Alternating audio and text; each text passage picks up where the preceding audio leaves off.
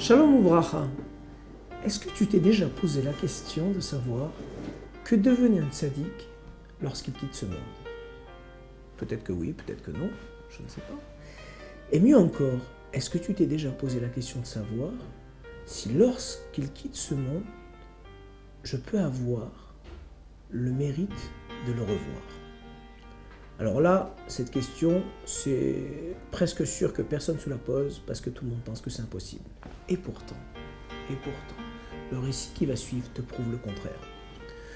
Une jeune femme qui s'appelle Orit et qui réside à Givat Shmuel, en Eretz Israël, tape un matin à la porte d'une de ses meilleures amies, Rezi Fischer. La famille Fischer habite elle aussi dans Givat Shmuel, et Rezi ouvre la porte et reçoit donc son ami Orit, et qui lui dit de manière presque tremblante: « Écoute Rezi, j'ai quelque chose de très important à te dire, je te demande de m'accorder quelques minutes. » Alors Madame Fischer, bien sûr, va accueillir son amie, qui a amené avec elle son petit bébé de 6 mois dans une poussette, et les 3 personnes vont s'installer dans le salon. Et Orit commence à raconter à son amie l'histoire suivante. Elle lui dit que hier soir, alors qu'elle était fatiguée, après une journée de travail, elle décide tout simplement d'aller dormir. Et au bout de quelques minutes, après avoir fermé les yeux, elle entend dans la chambre de son bébé une toux un peu bizarre. Une toux qui annonce un certain râle. Alors elle s'en étonne et surtout se lève, et arrivée juste devant l'entrée de la chambre, devant la porte, elle s'aperçoit que finalement la toux cesse. Elle attend quelques secondes et décide de revenir dans son lit. Et lorsqu'elle se met au lit, une deuxième fois, elle entend le même bruit, avec une insistance encore plus marquée. Elle entend l'enfant, suppose-t-elle, presque souffrir dans sa toux.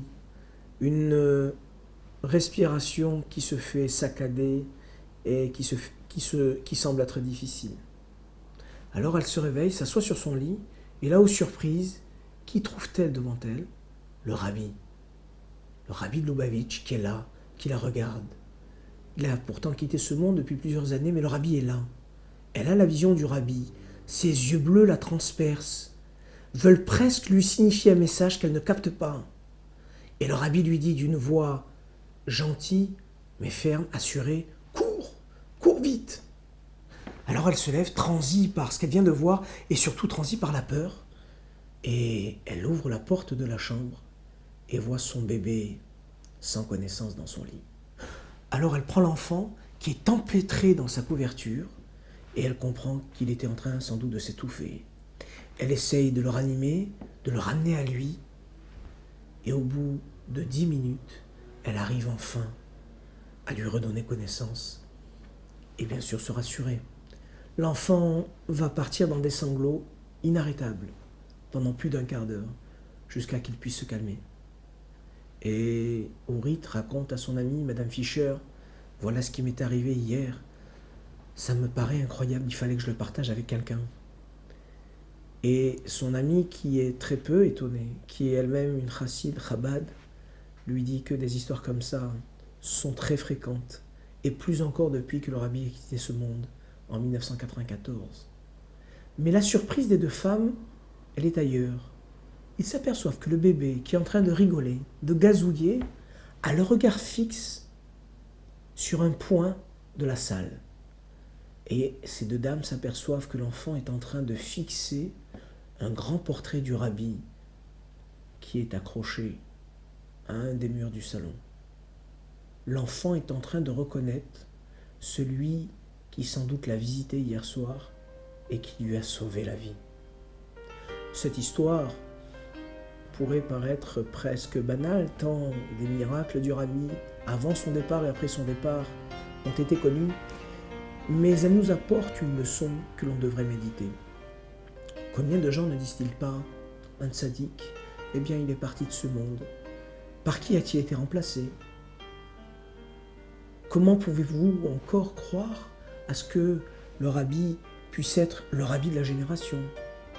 Eh bien, le Zohar nous dit que lorsque le tzaddik quitte ce monde, il rayonne encore plus que de son vivant parce que la neshama n'est pas limitée par le corps, par le gouffre. La neshama peut s'exprimer dans toutes les directions qui lui seront offertes, dans tout ce qui permettra d'aider un juif. C'est une grande leçon à méditer et surtout se dire que chacun d'entre nous, s'il y croit, plus que s'il a le mérite, peut avoir le rabbi qui lui viendra en aide.